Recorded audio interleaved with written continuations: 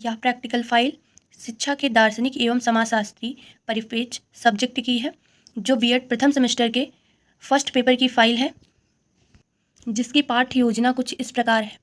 पाठ्य योजना के अंतर्गत 2 टॉपिक दिए गए हैं। पहला टॉपिक है शिक्षा के दार्शनिक एवं समाजशास्त्री आधार। तो आप देख सकते हैं यहाँ पे किस प्रकार लिखा हुआ है। सबसे पहले दार्शनिक आधार का अर्थ स्पष्ट किया गया है, फिर शिक्षा के सामाजिक आधार का अर्थ स्पष्ट किया है, और फिर दूसरा हमारा टॉपिक रहा है कि महान दार्शनिक रूसो द्वारा लिखित पुस्तक की आख्या। तो वो किस प्रकार है, आप वीडियो को पॉज करके आराम से अपनी फाइल को बना सकते हैं। तो प्रथम पेज हमारा कुछ इस प्रकार से है, जहाँ पे बताया गया है शिक्षा के दार्शनिक आधार। यहाँ पे सबसे पहले मीनिंग ऑफ फिलॉसफी लिखी गई है कि दर्शन का क्या अर्थ होता है। उसके बाद शिक्षा का दार्शनिक आधार लिखा गया है, और फिर कुछ हमारे शिक्षाविदों तथा दर्शन शास्त्रियों द्वारा दिए गए मतों को लिखा गया है। आप देख सकते हैं, जैसे कि रस के मत के अनुसार है कि शैक्षिक समस्याओं के प्रत्येक दृष्टिकोण से शिक्षा के दार्शनिक आधार की मांग उठती है। अर्थात हम समझ सकते हैं कि अगर हमें शिक्षा में जब भी कोई प्रॉब्लम आए, कोई समस्या उत्पन्न हो, तब हम दार्शनिक मत के ओर अपनी समस्या को सुलझाने के लिए बढ़ते हैं। ये हमारा दूसरा पेज है, जो कुछ इस प्रकार है, जिसमें मैंने छोटी छोटी कुछ इमेजेस लगाई हैं, क्योंकि ये दर्शन पे था तो हमारे दार्शनिक प्लूटो की एक बात मैंने लगाई है, जहाँ पे लिखा हुआ है खुद पर काबू पा लेना ही मनुष्य की सबसे महत्वपूर्ण जीत है। तो इस प्रकार से आप लोग भी कुछ अपनी फाइल को क्रिएटिविटी की तरह क्रिएटिव कर सकते हैं।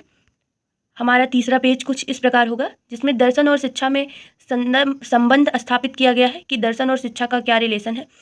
यहाँ पे देख सकते हैं कि एक हमारे दार्शनिक हैं, रोस ने कहा है कि दर्शन और शिक्षा जो है वो एक ही सिक्के के 2 पहलू हैं। जिस प्रकार जैसे कह सकते हैं कि दर्शन के बिना शिक्षा अधूरी है और शिक्षा के बिना दर्शन अधूरा है। और ये भी हम समझ सकते हैं कि जो दर्शन होता है वो जीवन का विचारात्मक पक्ष है। विचारात्मक अर्थात कि हम जहाँ पे अपनी समस्याओं को सोच रहे होते हैं, लेकिन जो शिक्षा हमारा है वो क्रियात्मक पक्ष है, जहाँ पे हम एक्टिविटी कर रहे होते हैं, जहाँ पे चीज़ें संचालित हो रही होती हैं। लेकिन हमारा जो दर्शन है वहाँ पे हम विचार करते हैं।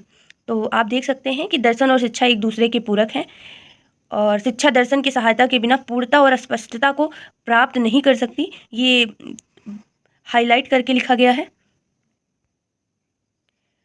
कुछ इस प्रकार से यह पेज है, आप इसको अच्छे से लिख सकते हैं।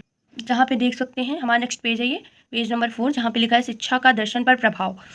फिर दर्शन का शिक्षा पे क्या प्रभाव पड़ा है, ये आप देख सकते हैं यहाँ पे फाइल को आराम से। नेक्स्ट पेज हमारा कुछ इस तरह है, जहाँ पे दर्शन का वास्तविक संप्रत्यय लिखा गया है। जैसे दर्शन शास्त्र ज्ञान की शाखा है, जिसमें संपूर्ण ब्रह्मांड के अंतिम सत्य और मानव के वास्तविक स्वरूप की बात होती है। आप जान सकते हैं या समझ सकते हैं कि जो दर्शन शास्त्र होता है उसमें सृष्टि, सृष्टा, आत्मा, परमात्मा, जीव जगत, मानव जीवन के अंतिम उद्देश्यों की बात की जाती है। यहाँ नीचे देख सकते हैं कि कुछ मीमांसाएं लिखी गई हैं, जो अध्ययन सामग्री की एक अच्छा प्रारूप व्यक्त करती हैं। हमारा नेक्स्ट पेज कुछ इस प्रकार से होगा, नेक्स्ट पन्ना, ज्ञान और तर्क का मीमांसा क्या है, मूल्य एवं आचार मीमांसा। फिर यहाँ पे लिखा गया है कि भारतीय शिक्षा पर दार्शनिक आधार का प्रभाव। जो भारतीय शिक्षा है उस पर दार्शनिक आधार का क्या प्रभाव पड़ा है। तो आप जानते हैं कि हमारा जो बहुत ही पुराना, हम प्राचीन काल से ही दर्शन शास्त्र में विश्वास रखते आए हैं। हमको ये पता है कि हमारा जो शास्त्र है, हमारा जो हमने शिक्षा प्राप्त की है, वो सब हमारे दर्शन से जुड़े ही रहे हैं, क्योंकि हमारी प्राचीन शिक्षा दर्शन प्रणाली पे ही चलती थी। आत्मा परमात्मा की बातें होती थी, सृष्टि सृष्टा की बातें होती थी। ये हमारा नेक्स्ट टॉपिक है, शिक्षा के सामाजिक आधार का अर्थ। यहाँ पे समाज से रिलेटेड शिक्षा के बारे में कहा गई है, जहाँ पे समाज के योग्य व्यक्ति को बनाया गया है। समाज में रहने के लिए जो वातावरण चाहिए उसके बारे में बात की गई है। कुछ यहाँ पे चीज़ें इस प्रकार से हो रही हैं कि बालक को किस प्रकार से समाज में अपने आप को अनुकूलित करना चाहिए। ये हमारा शिक्षा का सामाजिक आधार का अर्थ है। ये हमारा नेक्स्ट पेज है, जिसमें समाजशास्त्र का अर्थ और परिभाषा बताई गई है, जो कुछ इस प्रकार से है, आप देख सकते हैं। अगस्त कामटे के अनुसार यहाँ पे चीज़ें लिखी हुई हैं। कुछ हमारे समाजशास्त्री हैं, कुछ शिक्षाविद हैं, जिन्होंने अपनी बातें समाजशास्त्र के बारे में लिखी हैं। तो वो सब यहाँ पे मेंशन है। आप अपनी फाइल बहुत ही अच्छे तरीके से नीट एंड क्लीन लिख सकते हैं। नेक्स्ट पेज हमारा कुछ इस प्रकार से है, आप देख सकते हैं। इसमें भी बहुत सारी बातें लिखी गई हैं जो बहुत ही आवश्यक है समाज के लिए। समाज पे जो शिक्षा का प्रभाव रहा है उसके लिए यह बातें बहुत ही आवश्यक है। नेक्स्ट पन्ना कुछ इस प्रकार से है, जिसमें भी कुछ समाजशास्त्रियों के विचार प्रस्तुत किए गए हैं। समाजशास्त्र का ऐतिहासिक परिदृश्य किस प्रकार से रहा है, ये तो हम सभी जानते हैं कि मनुष्य सामाजिक प्राणी है। समाज और व्यक्ति एक दूसरे के बहुत घनिष्ठ मित्र होते हैं, घनिष्ठ रूप से संबंधित होते हैं, एक दूसरे के बिना समझ सकते हैं कि इनका कोई अस्तित्व नहीं है। समाज, हम जानते हैं कि समाज मनुष्यों से मिलकर बना है। तो यहाँ पे देख सकते हैं कि एक शिक्षा में समाज का कैसे निर्माण करती है। कोई डॉक्टर है, कोई इंजीनियर है। ये हमारे कुछ क्लिप्स हैं जो हमने लगाए हैं। ये हमारे भारत को दर्शाती हुई एक फ़ोटो है जिसमें बताया जा रहा है कि विभिन्नता में एकता हमारे भारतीय समाज में। नेक्स्ट पेज कुछ इस प्रकार है जिसमें शिक्षा के समाज पर क्या प्रभाव पड़ा है, जैसे कि समाज का राजनैतिक विकास हुआ, आर्थिक विकास हुआ, समाजीकरण हुआ, बालक का समाजीकरण हुआ, बालक समाज में उठना बैठना सीखा। ये सब हमारा शिक्षा का समाज पर प्रभाव पड़ा है। और ये समाज का शिक्षा पे क्या प्रभाव पड़ा, शिक्षा के स्वरूप को निर्धारित किया गया, विद्यालय के स्वरूप को निर्धारित किया गया। जैसे कि पहले गुरुकुल जंगलों में कहीं भी बन जाते थे, अब समाज में एक विद्यालय और भी चीज़ों का निर्माण किया गया। ये सब हमारे जो नए पाठ्यचर्या के नए करिकुलम आ रहे हैं, ये सब कुछ समाजशास्त्री शिक्षा में ही आते हैं। ये हमारा दूसरा टॉपिक शुरू होता है जहाँ पे महान शिक्षा शास्त्री रूसो द्वारा लिखित पुस्तक की विस्तृत आख्या है। यहाँ महान दार्शनिक जो रूसो थे, उन्होंने एमील नाम की एक पुस्तक लिखी थी जिसमें शिक्षा के बारे में उन्होंने बहुत कुछ बताया है। तो कुछ उनका इस प्रकार से कुछ जीवन परिचय रहा है, बहुत ही कठिनाई से और संघर्षपूर्ण रहा है इनका जीवन। इन्होंने बहुत सी कठिनाइयाँ झेली हैं अपने जीवन में। ये रहे जीन जैक्स रूसो, आप इनकी फ़ोटो देख सकते हैं, और ये रही इनकी किताब जिसकी फ़ोटो यहाँ पे लगी हुई है। कुछ इस प्रकार से आप अपनी फ़ाइल का बहुत अच्छे से निर्माण कर सकते हैं। इनकी बहुत सी रचनाएं रही हैं, आप देख सकते हैं उनकी किताबों का मेंशन हुआ है, जैसे the social contract, Emile, considerations on the government of Poland, the conference. आप देख सकते हैं अच्छे से, बहुत ही साफ अक्षरों में लिखा गया। आप आराम से अपनी फ़ाइल को, वीडियो को पॉज करें और लिख सकते हैं।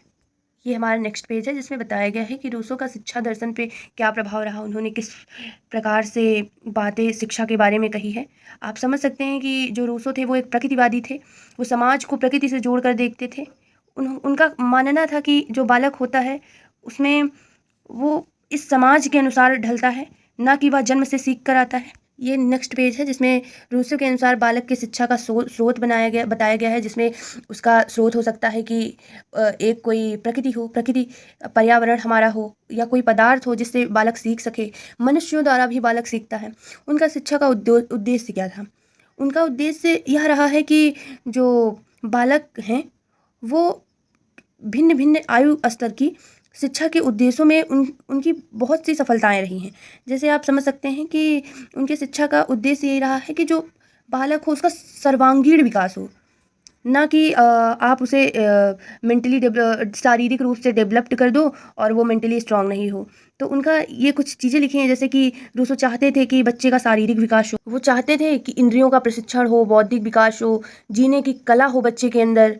उन्होंने एमील में सीधा सीधा लिखा था कि मैं उसे जीने के तरीके सीखना चाहता हूँ।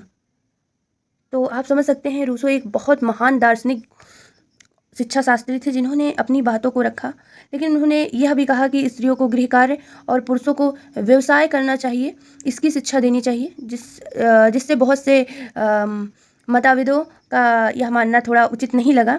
लेकिन मुझे ऐसा लगता है कि उस समय जो परिस्थितियाँ रही हैं उस कारण से उन्होंने यह बात रखी होगी। यहाँ पे लिखा है अधिकारों की रक्षा। हाँ, रूसो चाहते थे कि लोग अपनी अधिकारों की रक्षा करें। उनको जो ये स्वतंत्रता मिली है ईश्वर द्वारा, वो अपनी स्वतंत्रता को छीन ना होने दें। अगर किसी मनुष्य को एक स्वतंत्रता प्रदान की गई, क्योंकि उसको जन्म ही स्वतंत्र होता है, उसमें कोई पाबंदिशें नहीं लगी होती। जब वो इस धरती पे आता है तब उसे मानव द्वारा निर्मित चीज़ों की पाबंदिशें लगती हैं। ये हमारा नेक्स्ट पेज है जो कुछ इस प्रकार से है। शिक्षा के अन्य पक्ष क्या हो सकते हैं? रूसो ने कहा कि जन शिक्षा हो, लोगों को शिक्षित करो, स्त्रियों को शिक्षित करो, फिर व्यवसायिक शिक्षा दो उनको कि वो किसी कुशल कार्य में कौशल कार्य सीखें और उसे कुशलतापूर्वक अपना जीवन यापन कर सकें। उन्हें धर्म और नीति की शिक्षा दो। हाँ, ये हम समझ सकते हैं कि जो रूसो थे उनको समाज, धर्म, इसका उन्होंने खुलकर विरोध किया। मतलब उन्होंने समाज में हो रही कुरीतियों का बहुत विरोध किया था, लेकिन वो समाज विरोधी नहीं थे, वो नैतिकता का पालन करते थे। उन्होंने एमील और सोफिया दोनों के लिए धार्मिक और नैतिक शिक्षा की व्यवस्था किया था उन्होंने। तो कुछ इस प्रकार से ये लास्ट पेज है। अगर आपको वीडियो अच्छी लगी हो तो प्लीज़ लाइक, सब्सक्राइब करें। And thanks for watching my video. Thanks a lot.